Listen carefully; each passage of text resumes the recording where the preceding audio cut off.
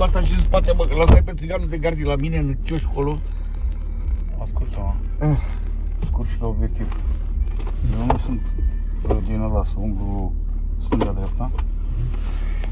Doi, eu știu situația toată cum e, de la A la Z, cu tine. Ce așa cu tare n-am venit acum ca să îmi povestești tu mie ce și cum. Știu cum să te iau. Tu mi-ai spus ce vrei. Sparg cu bătaia. Ok. Nu știu ce să vreau.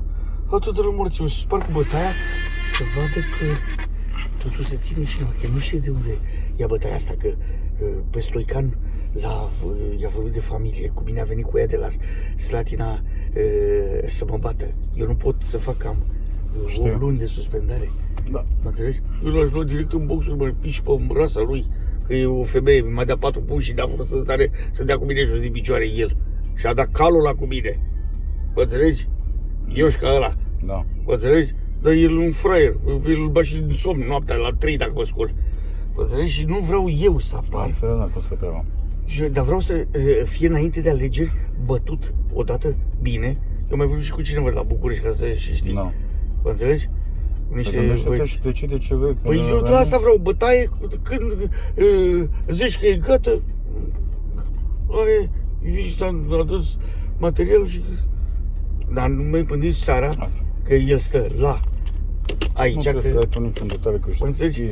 Stă aici la Italia și la nu, și la Gili. Da. Se vine să mănânce. Înțeles. Oraci până la Gili, la Cazangiu. Acolo e cel mai bine în spate, când ia mașina, dacă pune mașina în spate și nu o pune în față.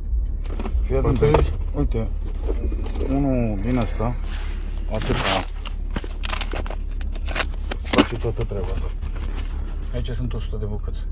Nu că ăla să ceară, să facă, să dreagă, să dai de altele. Dacă vrei, bine, eu am rezolvat, știu ce trebuie făcut. Tu dacă știi că vrei să vezi ceva, mie nu trebuie nimic, eu te ajut, dar atâta trebuie. Înțelegi? Bă, mi-a cerut, eu ți-am spus că la mine că atât mi-a cerut ăsta la București.